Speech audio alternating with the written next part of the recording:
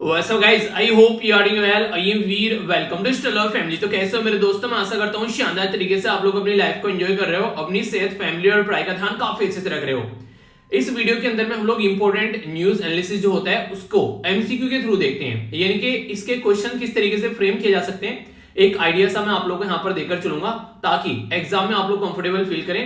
और जो भी क्वेश्चन आप लोगों के सामने आएगा, बस एक छोटा सा काम आप लोगों को करना है। क्वेश्चन देखते ही आप लोगों को वीडियो को पॉज करना है, क्वेश्चन को अटेम्प्ट करना है, उसके बाद में क्वेश्चन का आंसर देखना है, यानी कि डायरेक्ट क्वेश्चन के आंसर के ऊपर जंप नहीं करना है। अगर इस पैटर्न में आप लोग चीजों को आगे बढ़ते हुए लेकर चलोगे तो काफी कंफर्टेबल आप लोग एग्जाम में फील करोगे। क्योंकि सोचो, अगर एक बार वो क्वेश्चन गलत हो गया तो आप लोग कुछ ना कुछ नया सीखने को मिला, और क्वेश्चन अगर सही हो गया तो फिर इसका मतलब ये है कि आप लोगों के अंदर कॉन्फिडेंस आएगा। तो यानी कि दोनों हाथों में एक तरीके से लड्डू बोल सकते हैं आप लोग। तो इसलिए कोशिश ये करना कि क्वेश्चन को अटेम्प्ट करने, मतलब वो आंसर देने से पहले उसका आंसर मत देखना, ठीक है। पहले आंसर देना, उसके बाद में आंसर देखना, ठीक है। और फिर वीडियो के एंड में अपना स्कोर बताना कि स्कोर कैसा रहा है। तो आइए आगे बढ़ते हैं। आई होप कि आप लोग इस वीडियो को एंजॉय करोगे। अपनी साइड से पूरी कोशिश करूंगा कि शानदार तरीके से आप लोगों को बेसिकली एक एक चीज एक्सप्लेन करूं। फिर भी अगर कोई डाउट लगे तो कमेंट बॉक्स में पूछ लेना, ठीक है। एक काफी इंपोर्टेंट स्कीम यहाँ पर अभी रिसेंटली लॉन्च की गई है जिसका नाम है सामर्थ, ठीक है। तो ये जो स्कीम है, ये इनिशिएटिव है कौन सी मिनिस्ट्री का, आप लोग को ये बताना है। ये काफी इंपोर्टेंट क्वेश्चन था जो डिटेल में मैंने आप लोगों से डिस्कस किया, बेसिकली मतलब टॉपिक था। इसके बारे में मैं एक्सपेक्ट कर रहा हूं कि आप लोग इसका आंसर जोड़ दोगे। बोला जा रहा है ministry of education, ministry of MSME, ministry of defence या फिर मिनिस्ट्री ऑफ इन्वायरमेंट। देखिए, क्वेश्चन को पढ़ना शांति में, ठीक है, और फिर उसके बाद में सोचना कि अच्छा कौन सी किस पर्टिकुलर मिनिस्ट्री से ये स्कीम हो सकती है। तो इस तरीके से आप लोग सोचिएगा। अगर पढ़ रखा होगा तो क्वेश्चन को आप लोग अटेम्प्ट करिए, अगर नहीं पढ़ रखा होगा तो फिर आप लोग अच्छे से आंसर को देखिए और फिर उसको रिवाइज करिए। ये पैटर्न आप लोग को लेकर चलना है। तो आंसर क्या है यहाँ पर, अगर आंसर के बारे में बात करें तो आंसर इसका आप लोग को देखने को मिलेगा बी, यानी कि मिनिस्ट्री ऑफ एमएसएमई। अब ये एमएसएमई क्या होता है, इसके बारे में आप लोग कई सारी बातें बताता हुआ चलूंगा। तो जीएस पेपर 2 के अंदर भी क्वेश्चन आप लोगों से बन सकता है और प्रीलिम्स के अंदर भी आप लोगों से यहाँ पर टॉपिक पूछा जा सकता है। अभी रिसेंटली ये जो स्कीम थी ये 8 मार्च को लॉन्च की गई। 8 मार्च मतलब इंटरनेशनल वुमेन्स डे, जो कि आप लोगों ने देखा भी था। तो उस टाइम पर यहाँ पर जो यूनियन मिनिस्टर है एमएसएमई, जिनके द्वारा यहाँ पर ये लॉन्च की गई, यूनियन जो यहाँ पर यूनियन मिनिस्टर एमएसएमई जिनका नाम था श्री नारायण राणे, ठीक है। और इसी के साथ में मिनिस्टर ऑफ स्टेट भी थे इनके साथ में, जिनके द्वारा मिलकर ये स्कीम जो है लॉन्च की गई। आखिर क्या पर्पस था इस स्कीम का, एम क्या था इसका? देखिए, इसका पर्पस ये था कि जो भी अगर कोई महिला चाहती है कि वो बिजनेस करना, तो उसको बिजनेस में सपोर्ट किया जाएगा ताकि खुद महिला जो है वो इंडिपेंडेंट हो सके और सेल्फ रिलायंट हो सके। यानी कि इतनी सेल्फ रिलायंस बनाने की और इंडिपेंडेंट बनाने की बात की जा रही है। और बिजनेस अपॉर्चुनिटी, जब बिजनेस के बारे में हम लोग बात करते हैं ना, तो हमारे दिमाग में आता है कि अच्छा कोई इंसान, कोई पर्टिकुलर पर्सन बिजनेस में काम कर रहा होगा, पर लेकिन यहाँ पर महिलाओं को बिजनेसमैन बनाने की बात की जा रही है। तो उसके चलते ये क्या क्या काम करने वाले, अगर आप लोगों से पूछे तो काफी इंपोर्टेंट है यहाँ पर। उसके चलते बहुत सारी चीजें आप लोगों को यहाँ पर देखने को मिलेगी जिनमें ये काम करने वाले हैं। यानी कि महिलाओं को किस तरीके से काम करने के लिए सपोर्ट किया जाए, ऐसा आप लोग यहाँ पर बोल सकते हैं। जैसे जैसे महिलाएं आगे बढ़ेंगी वैसे वैसे हमारी जो कंट्री आगे बढ़ेगी। तो महिलाओं को इस तरीके से लेकर चलने की बात की जा रही है कि महिला जो है एक अच्छे लेवल पर काम कर सके। और कहीं ना कहीं जो 50% से भी लगभग, मतलब ज्यादा तो नहीं, लगभग 50% जो देश की पॉपुलेशन है उनको भी हम लोग अगर बिजनेस में इंक्लूड करके चले तो हमारा देश सोचिए कितने आगे बढ़ता हुआ नजर आएगा। तो महिलाओं को बिजनेसमैन बनाने की बात की जा रही है। तो उसके लिए ये स्कीम यहाँ पर आप लोगों के सामने देखने को मिली। अब इंपॉर्टेंट मुद्दा यहाँ पर यह कि ये एमएसएमई क्या होता है, जिसको बोलते हैं micro small and medium enterprise. तो याद रखिएगा, ये अलग अलग उद्योग होते हैं। जैसे कि माइक्रो हो गया, फिर इससे बड़ा थोड़ा सा स्मॉल हो गया, उससे थोड़ा सा बड़ा मीडियम हो गया। तो ये 3 कैटेगरी में डिवाइड किया गया इनको। 3 कैटेगरी में दो बातें काउंट की जाती है। एक तो होता है सर्विस और दूसरा होता है गुड्स, यानी कि गुड्स और सर्विस। यानी कि सर्विस क्या होती है, जैसे मैं आप लोगों को पढ़ा रहा हूं तो मैं आप लोगों को सर्विस प्रोवाइड करा रहा हूं, पर लेकिन मान लीजिए मैं कल को यहां पर बैठकर गोलगप्पे बेचना स्टार्ट कर दूं, तो वो क्या होगा, वो मैं आप लोगों को गुड्स प्रोवाइड करा रहा हूं, प्रोडक्ट प्रोवाइड करा रहा हूं। तो इस तरीके से आप लोग समझ सकते हैं। तो ये दोनों में डिफरेंस समझिएगा। अगर यहां पर माइक्रो स्मॉल मीडियम एंटरप्राइज के बारे में बात करेंगे तो गुड्स और सर्विस दोनों कैटेगरी में आप लोग को देखने को मिलेगा। और यहां पर जब हम लोग बात करते हैं कि किस तरीके से आप लोग इनको काउंट करोगे, तो अगर टर्नओवर उसका 5 करोड़ के नीचे है, ठीक है, और उसमें इन्वेस्टमेंट जो है 1 करोड़ के लगभग है, तो वो आप लोग को आ जाएगा किस कैटेगरी में, वो आ जाएगा माइक्रो की कैटेगरी में। इसमें आप लोग मल्टीप्लाई कर दो बेसिकली 5 से, ठीक है। यानी कि 1 में अगर बात करोगे यहाँ पर, सॉरी 5 से नहीं, मतलब इसमें मल्टीप्लाई करो 10 से, यानी कि 1 करोड़ का 10 करोड़, अगर 10 करोड़ यहाँ पर इन्वेस्टमेंट है और यहाँ पर 5 करोड़ का 10 में मल्टीप्लाई करेंगे तो 50 करोड़, और 50 करोड़ के नीचे, तो ये आप लोगों का बन जाएगा क्या, स्मॉल, ठीक है। तीसरे नंबर पर आता है मीडियम, ठीक है। तो मीडियम में आप लोगों को देखने को मिलेगा, अब इसमें 5 से मल्टीप्लाई कर दो, जैसे कि जब 10 करोड़ था यहाँ पर, वो कितना हो गया, 50 करोड़ हो गया। और जो 50 करोड़ था वो यहाँ पर बेसिकली 250 करोड़ हो गया। तो यानी कि पहले में 10 से मल्टीप्लाई, जैसे माइक्रो में 10 से मल्टीप्लाई करोगे तो स्मॉल बन जाएगा, और स्मॉल में 5 से मल्टीप्लाई करोगे तो मीडियम बन जाएगा। देखिए बड़ा ही सिंपल सा फंडा है, ठीक है। ऐसा नहीं है कि ये बिल्कुल कोई ट्रिक है, बस मैं पढ़ रहा था तो मुझे एकदम दिमाग में, तो आप लोग इसको समझ सकते हैं, कंफ्यूजन नहीं होना है। यानी कि माइक्रो में जब 10 का मल्टीप्लाई करेंगे स्मॉल बन जाएगा, स्मॉल में 5 का मल्टीप्लाई करेंगे तो मीडियम बन जाएगा। तो ये क्वेश्चन अगर पूछ ले आप लोगों से तो आप लोगों को कंफ्यूजन आना नहीं है, तो पूरा इस तरीके से मैंने बता दिया। यहाँ पर लगभग 7,500 के करीब जो महिला कैंडिडेट है, खासकर गांव वाले एरिया में या फिर सेमी अर्बन, नहीं थोड़ा सा एक बोलते हैं कि एक टाउन टाइप का एरिया है, तो वहां पर कोई भी अगर काम करना चाहती है उनको सपोर्ट प्रोवाइड कराया जाएगा।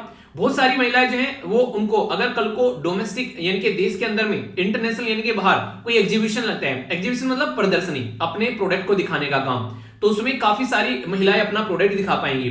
20% जो लगभग यहाँ पर सीट है यहाँ पर वो फ्री स्किल डेवलपमेंट प्रोग्राम के लिए महिलाओं को दी जाएंगी। 20% micro small medium enterprise business में जो भी डेलीगेशन होते हैं डोमेस्टिक इंटरनेशनल लेवल पर, वो महिलाओं को भेजा जाएगा।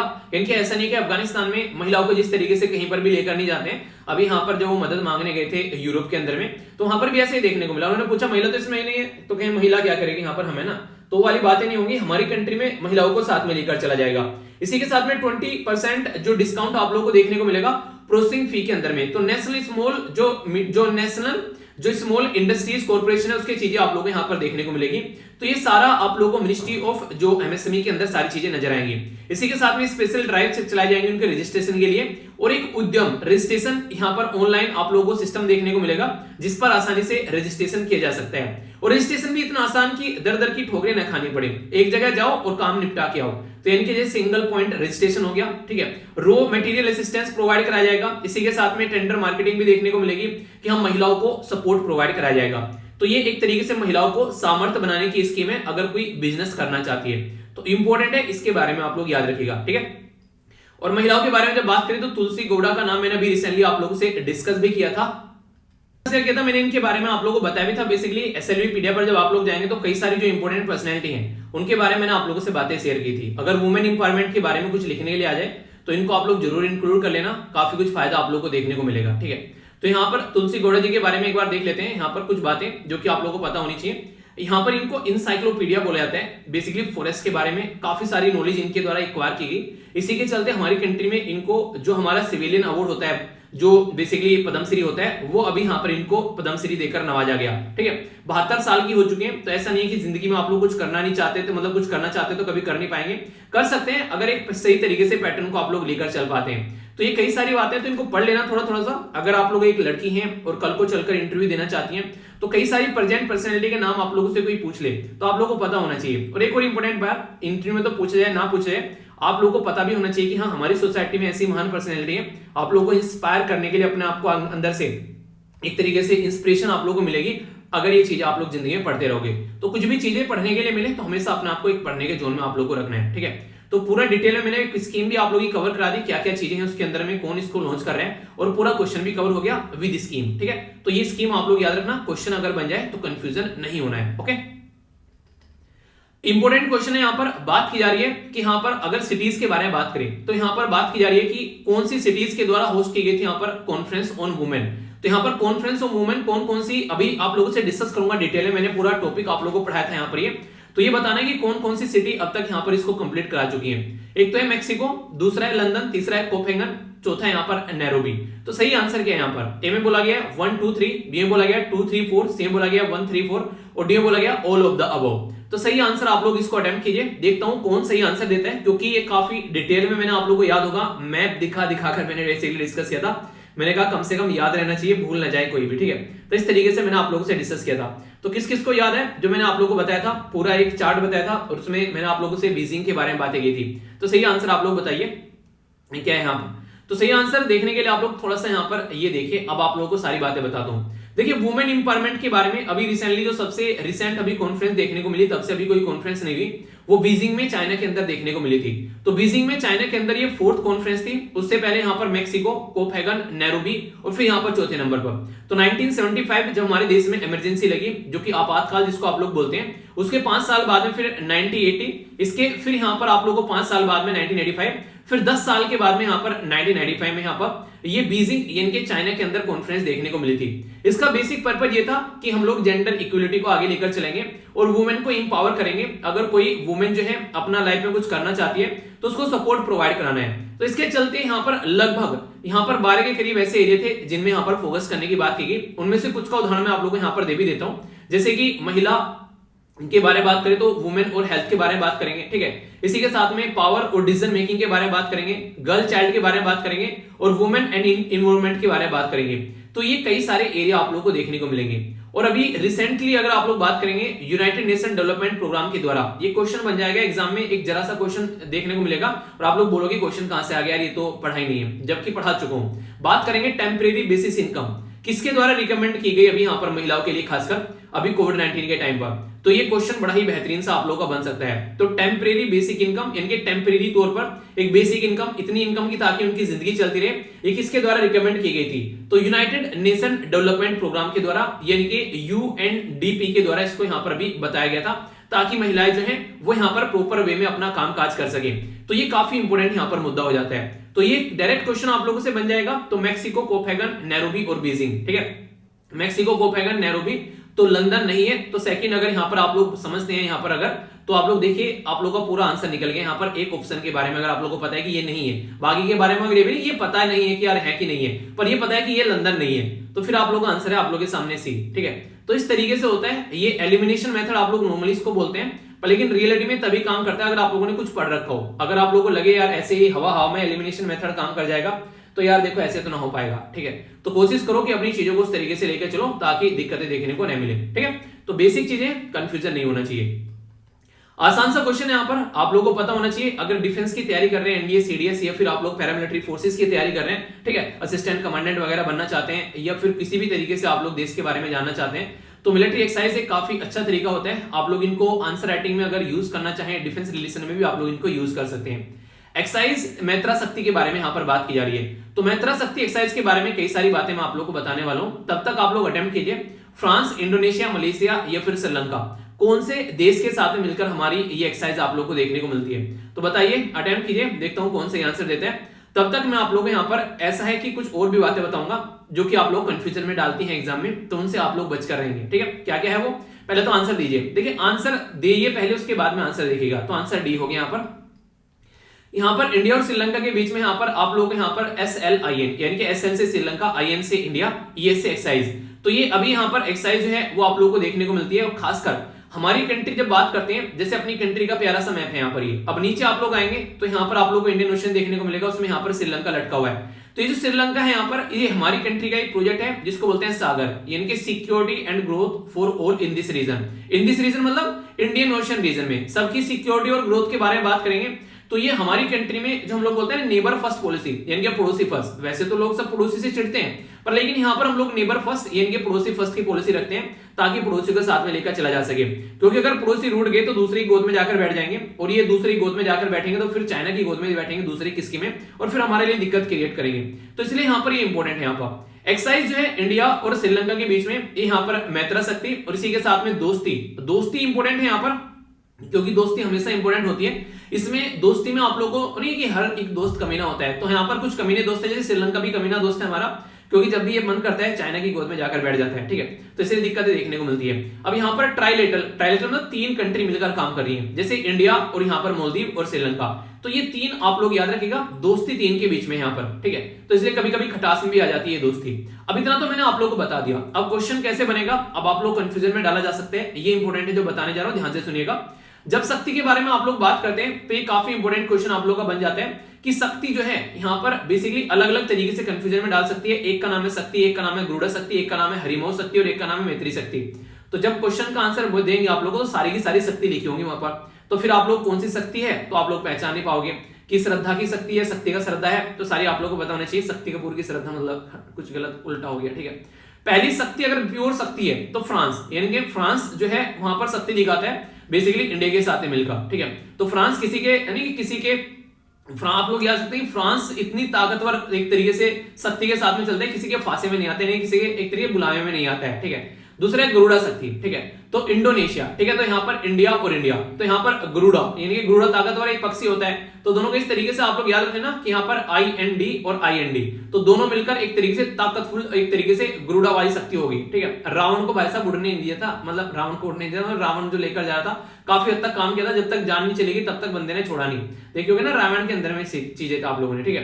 तो यहाँ पर नेक्स्ट हो गया, ये क्या हो गया यहाँ पर हरिमाऊ, हरिमाऊ शक्ति हो गया यहाँ पर, तो मलेशिया से आप लोग याद रख सकते हैं, जैसे मऊ मलेशिया, ठीक है, तो इस तरीके से याद आप लोग इसको रख सकते हैं। तो ये शक्ति हो गया इंडिया और मलेशिया के बीच में। और मैत्रा शक्ति तो पड़ोसी मैंने बताई थी यहाँ पर कि मित्र जो होते हैं वो कभी कभी धोखा दे देते हैं, तो हल्का फुल्का कोई भी ट्रिक बाजी तिकड़म बाजी जोड़कर अगर इनको याद रखोगे तो एग्जाम में कंफ्यूजन नहीं होगा। अगर सपाट लेकर जाओगे कि हाँ पढ़ लिया चले गए तो भाई साहब फिर तो नैया डूबेगी, ठीक है, तो ब्लुक ब्लुक करके नहीं लोटा डूब जाता है, वो वाली आवाज आप लोग को आएगी कि यार ये भी क्वेश्चन गया, और फिर आप लोग प्रेशर में आना स्टार्ट हो जाते हैं। तो इसलिए डिप्रेशन, प्रेशर या किसी भी ऐसी चीज से बचना है तो प्रैक्टिस इतनी कर दो कि एक तरीके से चीजें याद हो जाएं बिल्कुल उंगलियों के ऊपर, तो इस तरीके की चीजों को लेकर चलना है, ठीक है।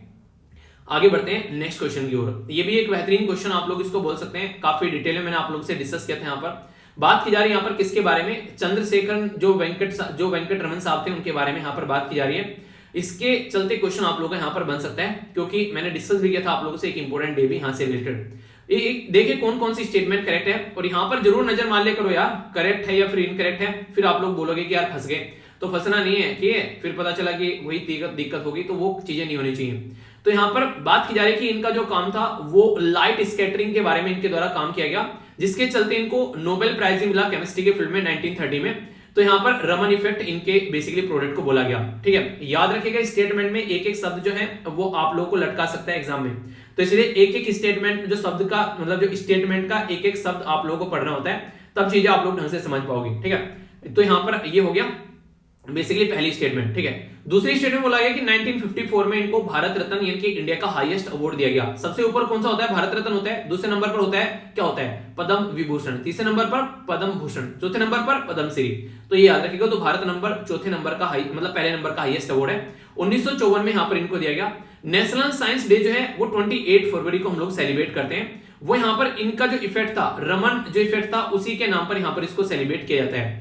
कौन सी स्टेटमेंट यहाँ पर करेक्ट है, ए में बोला गया है 1 and 2, बी में बोला गया 2 and 3, सी में बोला गया 1 and 3, डी में बोला गया ऑल ऑफ द अबव। सही आंसर क्या है, A B C F D, ये आप लोगों को बताना है। अटेम्प्ट कर लीजिए, देखता हूं कौन सी आंसर देते हैं यहाँ पर। सही आंसर देखने से पहले आप लोगों को अटेम्प्ट करना है, ये जरूर याद रखिएगा। सही आंसर यहाँ पर इसका बी, जरा सी एक शब्द चेंज किया यहाँ पर और पूरी कहानी पलट गई, ठीक है, क्योंकि ये जो रमन इफेक्ट है ये सारी चीजें जो है ये फिजिक्स के अंदर आती है, ना कि केमिस्ट्री के अंदर में आती है। तो एक शब्द ने फिजिक्स का केमिस्ट्री कर दिया तो क्वेश्चन आप लोग का एक तरीके से खत्म हो गया। तो अगर ये आप लोगों को पता है कि इनको फिजिक्स के फील्ड में मिला है, तो एक अकेला क्वेश्चन जो एक अकेली स्टेटमेंट जो है आप लोगों को ये भी नहीं पता है कब इनको ये मिला है या ये फिर सेलिब्रेट किया है, तो एक एक पॉइंट जो है वो आप लोग क्वेश्चन निकाल के ले जाते हैं। तो यूपीएससी प्रीलिम्स या फिर जीएस 3 के अंदर साइंस एंड टेक्नोलॉजी इंडिया के अचीवमेंट के हैं, वहां पर आप लोगों से पूछा जा सकता है। तमिलनाडु यानी कि साउथ इंडिया से निकलकर ये आते थे, और स्कैटरिंग जो लाइट की स्कैटरिंग होती है जब किसी मीडियम से गुजरती है यहाँ पर, तो उसके ऊपर इनके द्वारा काम किया गया और इसको रमन इफेक्ट बोला गया। और इन्हीं के नाम पर हम लोग आज के में जो यहाँ पर बेसिकली नेशनल साइंस डे जो है वो सेलिब्रेट करते हैं 28 फरवरी को, ठीक है। रमन इफेक्ट जो है वो इन्हीं के नाम पर इसका नाम भी रखा गया है, रमन इफेक्ट का। तो काम ऐसा करो कि आने वाले टाइम में जो लोग जो है आप लोगों के बारे में किताबों में पढ़े, तो यह है जिंदगी जीने का सही तरीका, है ना। इंपॉर्टेंट क्वेश्चन, चलिए अच्छे से एंजॉय करते रहिए। और अगर लगता है कि आप लोगों को फायदा हो रहा है इससे, तो थम्स अप देकर आप लोग बता सकते हैं। जहां पर भी आप लोगों को लगता है कि नहीं यार फायदा नहीं हो रहा है, तो वहां पर थम्स डाउन कर दिया करो, यानी कि डिसलाइक आप लोग कर सकते हैं। तो इससे क्या रहेगा, इससे एक तरीके से मुझे पता चलता रहेगा कि आप लोग वीडियो को कितना पसंद कर रहे हैं या फिर कितना नापसंद कर रहे हैं। ओके, आगे चलते हैं। इंपॉर्टेंट क्वेश्चन यहां पर बन जाएगा, कई बार ऐसे क्वेश्चन आप लोगों से बन जाते हैं जिससे शब्द पूछ रहे हैं यहाँ पर एक तरीके से किसके बारे में, जैसे एंडेमिक हो गया, यहाँ पर पेंडेमिक हो गया और यहाँ पर एपिडेमिक हो गया। तो यहाँ पर स्टेटमेंट दे दी और बोल दिया बताओ, देखते हैं कौन 30 मार्क आए और आप लोग क्या आंसर इसका दोगे। यानी कि आप लोगों को कंफ्यूजन में डालने के लिए ऐसी स्टेटमेंट दी जाती है, और खासकर यूपीएससी बड़ा फोकस करती है ऐसे ऐसे क्वेश्चंस के ऊपर में। तो अगर आप लोगों को जरा सा भी कंफ्यूजन होगा कि एंडेमिक क्या है, पेंडेमिक क्या है और एपिडेमिक क्या है, जो कि मैं कईयों बार आप लोगों को एक्सप्लेन कर चुका हूं, तो तुरंत क्वेश्चन गलत हो जाएगा। पढ़ा जाएगा, सब कुछ होगा, पर लेकिन लुटिया डूब जाएगी, ठीक है। तो फिर बोलोगे यार गई भैंस पानी में। तो अगर भैंस को पानी में जाने से बचाना है तो कॉन्सेप्ट क्लैरिटी के साथ में एग्जाम में जाना है, ठीक है। तो बात करते हैं एक ऐसी डिजीज जो कि आउटब्रेक होती है, उसको बोलते हैं endemic, when it is consistently present but limited to a particular region, ये बोला गया है, ठीक है। दूसरा बोला गया यहाँ पर एन पेंडेमिक, एक तरीके से ये तरीके से unexpected increase in the number of disease cases in a specific geographical area. तीसरा बोला गया यहाँ पर एपिडेमिक, इसका मतलब होता है यहाँ पर कि एक disease outbreak that is spread across the country और कॉन्टिनेंट और it affect more people and take more life than epidemic. ठीक है, तो यहाँ पर एक तरीके से ये सबसे ज्यादा खतरनाक वाली कैटेगरी में आप लोग बोल सकते हैं। अगर इनमें से एक के बारे में भी आप लोगों को पता है कि हाँ कौन सी स्टेटमेंट जो है वो सही बोली गई है, ठीक है, तो आप लोग उसको अच्छे से समझ सकते हैं। इसके बारे में एक एक बात आप लोग को बताऊंगा ताकि चीजों को आप लोग ढंग से कनेक्ट कर पाओगे। आंसर देखते हैं, इसका आंसर क्या है, आप लोग अटेम्प्ट कीजिए। आंसर इसका बी। क्या बोले, आंसर गलत हो गया? हाँ गलत होना ही था, ढंग से तो आप लोगों ने पढ़ा ही नहीं, क्योंकि यहाँ पर इनकरेक्ट पूछ रहा है भाई। ध्यान दिया आप लोगों ने? यही एग्जाम में आप लोग हरकतें कर आओगे। अगर पता भी है फिर भी आप लोग गलत कर दोगे, क्यों? क्योंकि आप लोग करेक्ट और इनकरेक्ट पर आप लोग ध्यान ही नहीं दे रहे हो। तो ये चीजें ध्यान देने वाली हैं, यही प्रैक्टिस करनी होती है घर पर बैठकर। ठीक है, अब आंसर बी कैसे हो गया समझ लेते हैं। एंडेमिक का मतलब होता है कि डिजीज काफी सारे एरिया में है, अलग अलग कॉन्टिनेंट में भी है, अलग अलग कंट्री में भी है, पर लेकिन बहुत ही एक लिमिटेड एरिया आप लोगों को देखने को मिलेगा, यानी कि छोटा सा एरिया हो गया। यहाँ पर छोटे छोटे एरिया में ये अलग अलग एरिया में फैली हुई है, उसको एंडेमिक बोलते हैं। ठीक है, तो ये क्या हो गया, consistently present in a population और region with a relatively low spread. ठीक है, तो यहाँ पर रिलेटिवली लो स्प्रेड आप लोगों को यहाँ पर देखने को मिलेगा। तो डिजीज जो है उसको यहाँ पर ये बेसिकली क्या बोलेंगे, उसको हम लोग एंडेमिक बोलेंगे। तो पहली स्टेटमेंट में ही बोला गया कि पर्टिकुलर रीजन में लिमिटेड है, तो एंडेमिक हो गया। ठीक है, अब यहाँ पर ये दोनों जो है ये एक दूसरे के अपोजिट देखने को मिलेंगे। इसमें जो एपिडेमिक है उसमें एक ही रीजन में बहुत लार्ज स्केल पर फैल गया, ठीक है, और जो पेंडेमिक है ये जो एक जगह फैला है ये बहुत सारी जगह फैल गया है, ज्यादा यानी कि ये सबसे ज्यादा खतरनाक जो होता है वो पेंडेमिक की कैटेगरी आप लोग की आ जाती है। इसीलिए कोरोना वायरस को आप लोगों ने पेंडेमिक बोला, क्योंकि हर एक कंट्री में, हर एक देश में, हर एक कॉन्टिनेंट में, क्या मैं बोलूंगा हर एक गांव में ये आप लोगों को फैलता हुआ नजर आया, तो इसलिए इसको हम लोगों ने क्या बोला, इसको पेंडेमिक बोला। तो पेंडेमिक जो है वो सबसे ज्यादा खतरनाक है, ये आप लोगों को याद रखना है। ठीक है, कंफ्यूजन नहीं होना चाहिए इसके बारे में आप लोगों को जरा सा भी। फिर भी अगर आप लोगों को थोड़ा सा कंफ्यूजन होता है तो आप लोगों को याद रखने के लिए छोटी सी ट्रिक मैं बता देता हूं। डिक्शनरी में अगर आप लोग जाएंगे सबसे पहले एंडेमिक आप लोगों को देखने को मिलेगा EN, ठीक है, फिर आप लोगों को एपिडेमिक देखने को मिलेगा EP, फिर आप लोगों को पेंडेमिक देखने को मिलेगा। तो डिक्शनरी में भी आप लोगों को ये ऐसे ही देखने को मिलेंगे अगर डिक्शनरी के ऑर्डर में आप लोग इसको याद रखोगे तो आई होप कि ये थोड़ा सा एक ट्रिक आप लोगों को फायदा पहुंचाएगी चीजों को थोड़ा सा याद रखने में, और एग्जाम में आप लोग कंफर्टेबल फील करोगे। आई होप कि इसको कंफ्यूजन में नहीं रखोगे। ठीक है, तो ये इस तरीके से छोटी छोटी सी बातें होती हैं, अगर इनको याद रखोगे तो एग्जाम में कंफर्टेबल फील करोगे। ओके, आगे चलते हैं। यहाँ पर इन्फ्लेशन के बारे में बात की जा रही है, और इन्फ्लेशन भी दो तरीका, एक को बोलते हैं कोर इन्फ्लेशन और एक को बोलते हैं हेडलाइन इन्फ्लेशन। तो सही स्टेटमेंट यहाँ पर क्या है ये आप लोग को बतानी है। फिर से बोलता हूं, नीचे नजर मार लिया करो एक बार, तो कंफ्यूजन आप लोगों को नहीं होगा। कोर इन्फ्लेशन क्या है, बोला गया कि core inflation is a measure of total inflation within an economy including commodity such as food, energy price, इसी के साथ में जो भी यहाँ पर चीजें जो कि काफी ज्यादा वोलेटाइल होती हैं, तो उसको एक तरीके से इन्फ्लेशन बढ़ता हुआ नजर आएगा। और इन्फ्लेशन का मतलब होता है महंगाई। ठीक है, नॉर्मली यहाँ पर इन्फ्लेशन को आप लोग अगर हिंदी में शब्द यूज करते हैं तो मुद्रास्फीति बोलते हैं। ठीक है, तो यहाँ पर ये हिंदी के शब्द भी आप लोग देख लिया करो, कई बार जैसे हिंदी मीडियम से होते हैं, तो इसलिए मैंने हिंदी और इंग्लिश में क्वेश्चन दोनों में आप लोग को दे रहा हूं, तो यहाँ पर ताकि आप लोगों को दोनों को डाउट न रहे। ठीक है, तो इसलिए थोड़ी सी चीजें आप लोग देखिएगा, अपना हिंदी में पढ़ लिया करो। और हिंदी जो रहता है यार ये गूगल का ट्रांसलेशन रहता है, तो हो सकता है एक आधा शब्द आप लोगों को इधर उधर मिले, तो मैं पहले ही उसके लिए क्षमा याचना मांग लेता हूं कि आप लोग को अगर कोई शब्द दिखा करे उसको आप लोग थोड़ा सा इग्नोर कर सकते हो, क्योंकि ये ऐसा तो है नहीं कि मैं बैठकर इनको टाइप करूंगा, इतना टाइम तो होता नहीं है, तो गूगल के थ्रू ट्रांसलेट ये सारी चीजें की जाती हैं। ठीक है, तो वो सारी चीजें आप लोग देख सकते हैं। ओके, तो इसका थोड़ा ध्यान रखिएगा।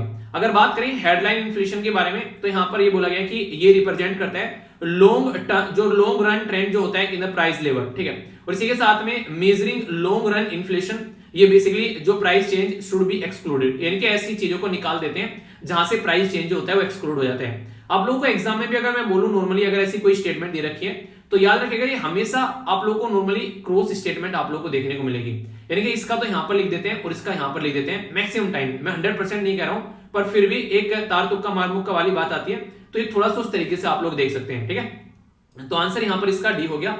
देख लीजिए एक बार यहाँ पर हेडलाइन इन्फ्लेशन में आप लोगों को गुड्स एंड सर्विस ये सारी चीजें भी आ जाएंगी, और आप लोगों को पता है जैसे तेल हो गया, अभी क्रूड ऑयल का प्राइस जो है बढ़ता नजर आ रहा है। जब यहाँ पर लड़ाई हुई यहाँ पर यूक्रेन और रशिया के बीच में, तो कितना ज्यादा यहाँ पर तेल का प्राइस यहाँ पर बढ़ गया, तो इन्फ्लेशन बढ़ गया। तो यानी कि इन्फ्लेशन जो हेडलाइन इन्फ्लेशन होता है उसमें सारी चीजें इंक्लूडेड होती है।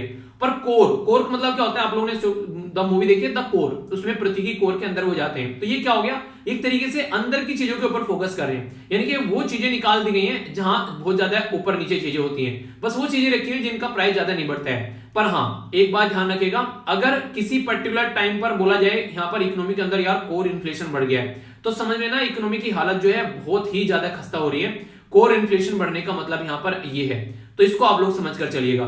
तो ये काफी एक इंपॉर्टेंट मुद्दा हो जाएगा, अगर कोर इन्फ्लेशन यहाँ पर बढ़ गया तो उसको इग्नोर नहीं किया जा सकता किसी भी कंडीशन में, ठीक है। क्वेश्चन बात की जा रही है यहाँ पर मॉनेटरी पॉलिसी की कमेटी के बारे में, और यहाँ पर ये थोड़ी सी मिस्टेक हो रखी है, ये सी है, ठीक है, ये यहाँ पर पोली भी नहीं पॉलिसी है।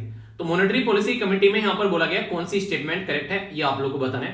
पहली स्टेटमेंट बोला गया कि गवर्नर जो है आरबीआई के गवर्नर, ये यहाँ पर बेसिकली ये इसके अंदर होते हैं, डिप्टी गवर्नर आप लोगों को देखने को मिलेंगे, और 3% जो होते हैं वो सेंट्रल गवर्नमेंट के द्वारा अपॉइंट किए जाते हैं। तो यहाँ पर कौन सी स्टेटमेंट जो होगी वो इससे रिलेटेड सही होगी ये आप लोग को बताना है, यानी कि आप लोग को बताना है कि यहाँ पर कौन कौन इसके अंदर होता है।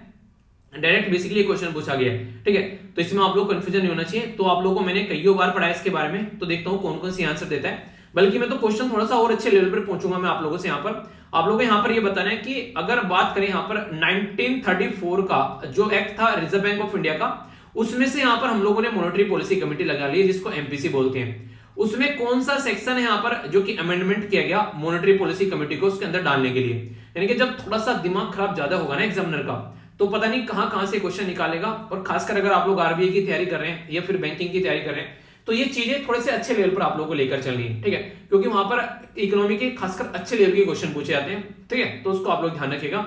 तो कौन सी स्टेटमेंट करेक्ट है, ए में बोला गया 1 and 2, बी बोला गया 2 and 3, सी बोला गया 1 and 3, डी बोला गया ऑल ऑफ द अबव। तो सही आंसर आप लोगों को बताना है A B C F D. तो आंसर देख लेते हैं, तब तक आप लोग इसको अटेम्प्ट कर लीजिए, पूरा समझ में आप लोगों को आ जाएगा। बोला गया यहाँ पर what is the monetary policy committee, तो यानी कि मॉनेटरी पॉलिसी कमेटी क्या है, तो ओरिजिन कहां से हुआ इसका, तो रिजर्व बैंक ऑफ इंडिया 1934 का जो एक्ट है बेसिकली उसमें अमेंडमेंट किया गया 2016 में, और यहाँ पर सेक्शन 45ZB, ठीक है, तो यानी कि जेब्रा याद रख लीजिएगा ZB, ठीक है, तो जेब्रा बेसिकली यहाँ पर याद रख लीजिएगा। तो उसके थ्रू यहाँ पर बेसिकली अमेंडमेंट किया गया और 6 मेंबर आप लोगों को देखने को मिलेंगे, यानी कि सारे के सारे यहाँ पर ये मॉनेटरी पॉलिसी कमेटी के मेंबर हैं। इसमें यहाँ पर इनको जो टारगेट दिया गया है वो दिया गया 4+-2, यानी कि जो टारगेट यहाँ पर 4+-2 है कि इतना तो कंट्रोल करना ही करना पड़ेगा इन्फ्लेशन को, यानी कि 2 से लेके 6 के बीच में इन्फ्लेशन आप लोगों को रखना है। एक और इंपॉर्टेंट बात, 2016 में यहाँ पर ये कमेटी आई थी, 2016 से लेके 2021 तक का इसका टाइम पीरियड जो था वो यहाँ पर 5 साल के लिए 4+-2 वाला फंडा रखा गया। अभी फिलहाल यहाँ पर ये 2021 से लेके यहाँ पर 26 तक का इसका टाइम पीरियड हो गया है। अभी भी यही टारगेट है, क्योंकि लग तो रहा था चेंज किया जाएगा पर लेकिन अभी भी चेंज करने का मौका नहीं दिया कोरोना वायरस ने, तो इसी को कंटिन्यूअस यहाँ पर किया जा रहा है। तो ये इसके मेंबर आप लोगों को देखने को मिलेंगे। रिजर्व बैंक ऑफ इंडिया के जो गवर्नर होते हैं वो इसको चेयर करते हैं, एक्स ऑफिशियो चेयरमैन होते हैं, और एक्स ऑफिशियो चेयरमैन वो चेयरमैन होता है जो कि उस पर्टिकुलर पोस्ट पर आ जाता है बिना किसी चीजों को क्वालिफिकेशन, उसको ना तो कोई क्वालिफिकेशन फॉलो करनी पड़ती है, ना ही उसके लिए कोई एग्जाम देना पड़ता है, ना ही कोई इंटरव्यू देना पड़ता है। हाँ, वो किसी पोस्ट पर है, उसकी वजह से उसको ये पोस्ट मिल गई, ऐसा आप लोग बोल सकते हैं। जैसे कि मान लीजिए आज की डेट में आप लोग शादी करने जाते हैं, तो शादी करने गए, ठीक है, तो लड़के को लड़की और लड़की को लड़का मिल गया, पर लेकिन फ्री में दहेज मिलता है यहाँ पर लड़के को, वो क्या होता है, वो होता है एक्स ऑफिशियो, ठीक है, तो एक्स ऑफिशियो मतलब वो दूल्हा है, इसलिए उसको यहाँ पर फ्री में ये माल मिल रहा है, ठीक है। तो ये ऐसी कंडीशन आप लोग समझाने के लिए, बाकी कोरिलेशन तो इसका कोई बैठता नहीं है यहाँ पर लंबे समय तक आप लोग याद रख पाओ, क्योंकि एक बच्चे को मैंने कई बार पढ़ाया भी था, आप लोग क्लास में एक बच्चा पूछ रहा था सर ये एक्स ऑफिशियो समझ में नहीं आया, तो आई होप कि अब आप लोगों के समझ में आ गया होगा, थोड़ा सा कोरिलेट कर आप लोग देख पाओगे, ठीक है। तो बेसिक इन्फॉर्मेशन है, कंफ्यूजन नहीं होना चाहिए। आगे चलते हैं, काफी ज्यादा न्यूज में था रिसेंटली, अभी यहाँ पर ये न्यूज में क्यों था वो भी मैं आप लोगों को यहाँ पर बताऊंगा। बात की जा रही है डिफेंस एक्सपो एग्जीबिशन के बारे में। एग्जीबिशन फिर मैं आप लोगों को बोलता हूँ ये एक प्रदर्शनी होती है जहां पर हम लोग अपने डिफेंस से रिलेटेड चीजों को प्रदर्शित करते हैं, ऐसा आप लोग बोल सकते हैं। इसके बारे में कौन सी स्टेटमेंट करेक्ट है ये आप लोग को बताना है। तो डिफेंस एक्सपो एग्जीबिशन जो है वो इंडिया की, ये बायएनियल आप लोग यहाँ पर एक एक्सरसाइज देखने को मिलेगी जिसमें सब पार्टिसिपेट करते हैं, खासकर जो मैन्युफैक्चरिंग इंडस्ट्री है, ठीक है। तो ये इसमें बायएनियल यानी कि 2 साल में एक बार होती है, यानी कि पहली बार, चलिए तो क्वेश्चन में वो हो जाएगा, ठीक है, आगे बढ़ते हैं, ठीक है, बाद में बताऊंगा, आंसर बताऊंगा जब। बात की जा रही है इवेंट जो था ये लास्ट टाइम लखनऊ में उत्तर प्रदेश में होता, फर्स्ट टाइम वहां पर देखने को मिला था। बोला गया डिफेंस एक्सपो जो है यहाँ पर ये लार्जेस्ट है सिंस 1996 से यहाँ पर आप लोगों को देखने को मिल रहा है, और यहाँ पर पार्टिसिपेट करते हैं जो लगभग यहाँ पर 900 के करीब एग्जीबिटर आप लोगों को देखने को मिलेंगे। तो सही आंसर यहाँ पर क्या है, ए में बोला गया 1 and 2, बी में बोला गया 2 and 3, सी बोला गया 1 and 3, डी में बोला गया ऑल ऑफ द अबव। तो सही आंसर क्या है आप लोगों को यहाँ पर ये बताना है, ठीक है। काफी इंपॉर्टेंट है, इसके बारे में याद रखिएगा। तो स्टेटमेंट सारी एक एक एक्सप्लेन करूंगा, एक एक कर देख लेते हैं, ठीक है। तो यहां पर अभी अगर बात करें, ये इसलिए भी न्यूज में था यूक्रेन की वजह से यहां पर ये, ठीक है। तो यूक्रेन के चलते भी यहां पर ये न्यूज में आया था, क्योंकि डिफेंस के बारे में बात की जा रही है।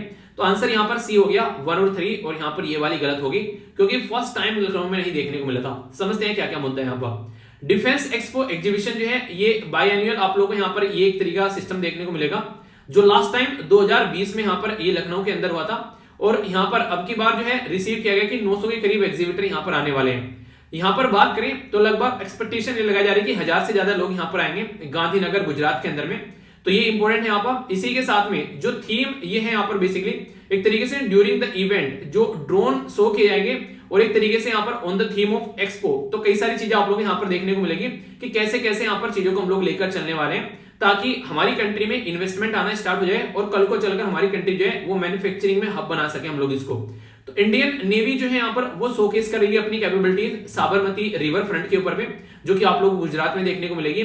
और डिफेंस एक्सपो 2022 जो है ये गांधीनगर में यहाँ पर प्रपोज किया गया था 10 मार्च से लेकर 14 मार्च तक का, पर लेकिन यूक्रेन के चलते यहाँ पर रिसेंटली अभी इसको पोस्टपोन किया गया, यूक्रेन में जो इशू चल रहा था, तो इसकी वजह से यहाँ पर ये चीजें देखने को मिली। तो इसमें याद रखिएगा, हालांकि किसी ने इसके बारे में ज्यादा बोला नहीं, बस ये है कि अभी इसको थोड़ा सा वो करते हैं। अगर यहाँ पर बात करें डिफेंस एक्सपो 2022 का, यहाँ पर ये लार्जेस्ट है 1996 से, जब से यहाँ पर इसको स्टार्ट किया गया।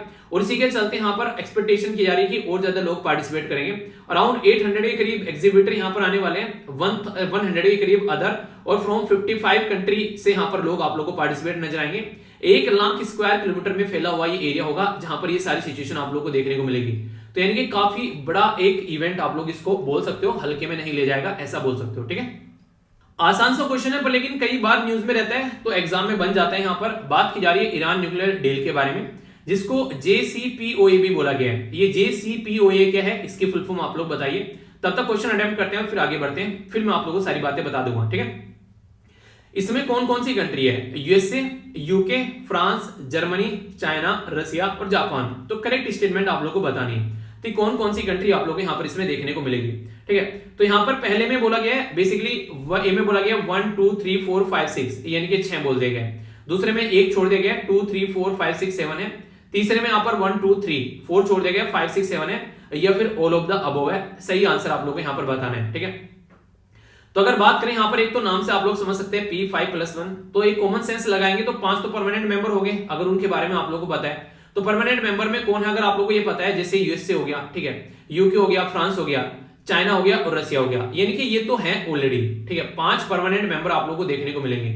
तो पांचों परमानेंट के बारे में बात करें, जैसे यहाँ पर बोल दिया कि यूएसए नहीं है, तो परमानेंट मेंबर तो ऑलरेडी रहेगा यहाँ पर, ठीक है। इसमें 7वां बोला गया कि जापान नहीं है, ठीक है। इसमें बोला गया यहाँ पर कौन सा नहीं है, यहाँ पर इसमें बोला गया बेसिकली 4th नहीं है, ठीक है।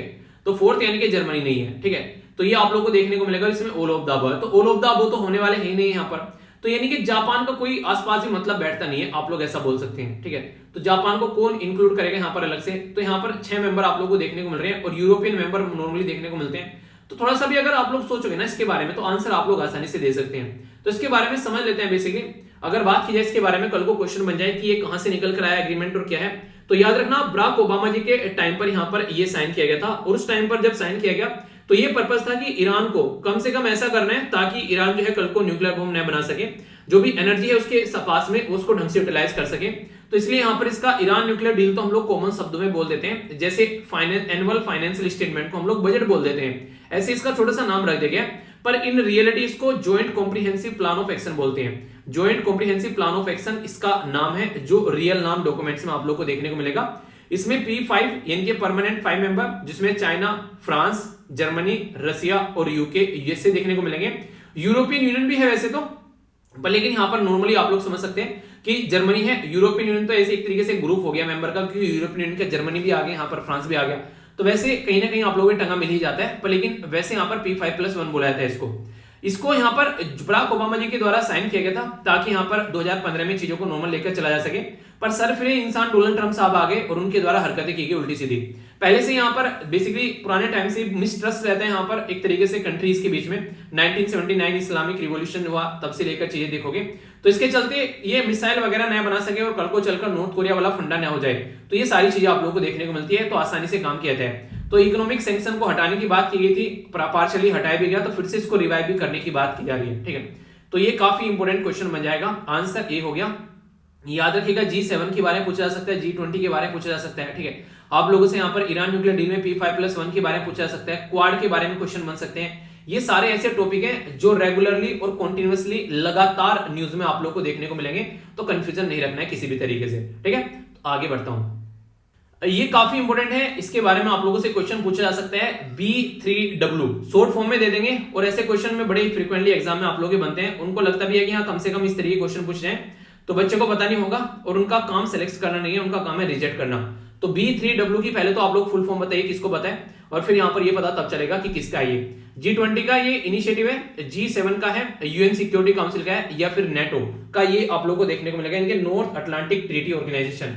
तो सही आंसर क्या है आप लोग के हिसाब से, तो सही आंसर दीजिए, उसके बाद में आप लोगों को इसका आंसर देखना है, ठीक है। आंसर क्या है? आंसर है बी, यानी कि यहाँ पर G7 कंट्रीज के द्वारा कोशिश की गई कि यहाँ पर बात की गई बिल्ड बैक बेटर, यानी कि एक तरीके से दुनिया को एक अच्छी पोजीशन बनाना है। तो सस्टेनेबल इंफ्रास्ट्रक्चर के बारे में बात की गई, बिल्ड बैक बेटर के बारे में बात की गई, और G20 का भी यहाँ पर इंफ्रास्ट्रक्चर इन्वेस्टमेंट के बारे में बात की गई, ताकि चाइना का जो इनिशिएटिव है, China belt and road initiative, उसको मुंह की खिलाई जा सके। तो उसको बेसिकली टैकल करने के लिए इनके द्वारा इनिशिएटिव यहाँ पर स्टार्ट किया गया। डिजिटल कनेक्टिविटी चलेगी, क्लाइमेट चेंज के बारे में बात करेंगे, हेल्थ और सिक्योरिटी के बारे में बात करेंगे, जेंडर इक्वलिटी और इंफ्रास्ट्रक्चर के बारे में भी यहाँ पर बात करेंगे, ठीक है। तो यहाँ पर चाइना को किस तरीके से टैकल करना है, तो पब्लिक और प्राइवेट जो है वो मिलकर यहाँ पर काम करते हुए नजर आएंगे। तो उसी मुद्दे के बारे में यहाँ पर ये बातें की जा रही है, ठीक है। तो काफी इंपोर्टेंट है, कोई कंफ्यूजन आप लोगों को नहीं होना चाहिए। और यहाँ पर ये जो G7 की भी रिसेंटली मीटिंग हुई थी, एक क्वेश्चन पूछूंगा वो किस देश में हुई थी, ये आप लोगों को बताना है, क्योंकि बहुत ही ज्यादा न्यूज में थी वहां पर, और बहुत इंपॉर्टेंट न्यूज के तरीके से, बहुत इंपॉर्टेंट तरीके से उसको देखा भी जा रहा था उस टाइम पर, ठीक है। तो ये आप लोग को बताना है। तो जो भी क्वेश्चन आप लोगों से पूछता हूं उनके आंसर जरूर दिया करो, अच्छा लगता है जब आप लोग पार्टिसिपेट करते हो, और फीडबैक जरूर दिया करो। वीडियो को हमेशा जो भी वीडियो लेकर आता हूं उसके लिए टकटकी लगाकर देखा करो। तो टोटल मिलाकर मैंने 10 टॉपिक आप लोग यहाँ पर क्वेश्चन की हेल्प से कवर करिए हैं यहाँ पर। तो एक एक टॉपिक का आप लोगों को रिवीजन कर लेना है, जो जो भी मैंने आप लोगों को पढ़ाया है। कुछ मैंने किया है, कुछ आप लोग करिएगा। तो हम लोगों ने क्या क्या देखा यहाँ पर अगर बात करें, सबसे पहले मैंने आप लोगों को यहाँ पर बेसिकली बात की एक पर्टिकुलर स्कीम के बारे में, जो कि आप लोगों से क्वेश्चन भी पूछा जा सकता है। तो याद रखिएगा, इसको बोलते हैं सामर्थ्य स्कीम। क्या क्या इनिशिएटिव है, किस मिनिस्ट्री का है, सारी बातें मैंने बताई। नेक्स्ट हम लोगों ने यहाँ पर बात की कौन कौन सी कॉन्फ्रेंस कहाँ कहाँ पर हो रही है, काफी डिटेल में मैंने आप लोगों से बात की। नेक्स्ट हम लोगों ने यहाँ पर बात की कई सारी एक्सरसाइज के बारे में, और इसी के साथ में जो कंफ्यूजन नहीं होना चाहिए वो भी मैंने आप लोगों को यहाँ पर बताया। नेक्स्ट हम लोगों ने यहाँ पर बात की सीवी रमन साहब के बारे में, क्या क्या चीजें, कैसे इनको बेसिकली प्राइस और वो सब बातें जानी। एपिडेमिक, पेंडेमिक और इन सब में क्या क्या डिफरेंस है, क्वेश्चन बन जाए तो क्या क्या आप लोगों को पता होना चाहिए। इन्फ्लेशन के बारे में बात की, हेडलाइन और यहाँ पर कोर इन्फ्लेशन में डिफरेंस, क्वेश्चन डायरेक्ट क्वेश्चन में बनता है एग्जाम में। इसी के साथ में मॉनेटरी पॉलिसी कमेटी का बेसिक जो चीजें हैं वो सारी मैंने आप लोगों को कवर करा दी। नेक्स्ट यहाँ पर डिफेंस एक्सपो के बारे में जो जो क्वेश्चन आप लोग बन सकते हैं वो सारे आप लोगों के सामने मैंने आप लोगों को यहाँ पर बता दिए, जहां से आप लोग कोई कंफ्यूजन नहीं होना चाहिए। इसी के साथ में यहाँ पर ज्वाइंट कॉम्प्रिहेंसिव एक्शन प्लान के बारे में हम लोगों ने बातें कर ली, और यहाँ पर मैंने आप लोगों को G7 के बारे में बातें कर ली। तो ये था आज का डिस्कशन। मैं आशा करता हूं आप लोगों ने इसको अच्छे से एंजॉय किया होगा। अगर एंजॉय किया है तो फीडबैक देकर जुड़ जाएगा, लाइक या फिर डिसलाइक कर आप लोग वीडियो को बता सकते हैं। और इसी के साथ में यहाँ पर पीडीएफ अगर आप लोगों को लगता है इसकी चाहिए आप लोगों को, तो टेलीग्राम जाकर ज्वाइन कर लेना, फ्री ऑफ कॉस्ट आप लोगों को यहाँ पर इसकी पीडीएफ मिल जाएगी, सारी चीजें आप लोगों को इकट्ठी मिल जाती है। और मेरे साथ में आप लोग ट्विटर, इंस्टाग्राम या फिर फेसबुक पर भी कनेक्ट हो सकते हैं, अगर आप लोग वहां पर हैं तो। अलग से आईडी बनाने की कोई जरूरत नहीं है कि हाँ पढ़ रहे हैं पर फिर भी अलग से आईडी बनाकर बैठ गए चलो सर के साथ में कनेक्ट होते हैं, नहीं, कोई जरूरत नहीं है। यहाँ पर बेसिकली अपने अंदर बेसिकली एक तरीके से कोई भी ज्यादातर कोशिश करो कि कंफ्यूजन ना हो जिंदगी में और डिस्टर्बेंस ना हो, तो इसलिए इन चीजों से डिस्टेंस बनाकर रखो तो ज्यादा बेटर है। टेलीग्राम जरूर ज्वाइन कर लो, क्योंकि वहां पर डिस्टर्बेंस नहीं, वहां पर तो आप लोगों के काम की चीजें प्रोवाइड कराई जाती है। और एक फेसबुक ग्रुप ज्वाइन कर सकते हो अगर टेलीग्राम ज्वाइन नहीं कर रखा है, जहां पर आंसर राइटिंग ग्रुप आप लोग है, ठीक है। तो ये वो चीजें हैं जो कि मिनिमम डिस्टर्बेंस आप लोग की लाइफ में रखेंगे, तो इसको आप लोग अच्छे से एंजॉय करते रहिए। तो आई होप कि आप लोगों को चीजें सुनने में मजा आया होगा, फीडबैक जरूर दे देना। तो नेक्स्ट लेक्चर में मिलता हूं, तब तक अपना ध्यान रखिए। बड़ों को नमस्ते, छोटों को प्यार, छोटी सी लाइफ में एंजॉय करार। मिलता हूं नेक्स्ट लेक्चर में, तब तक के लिए जय हिंद।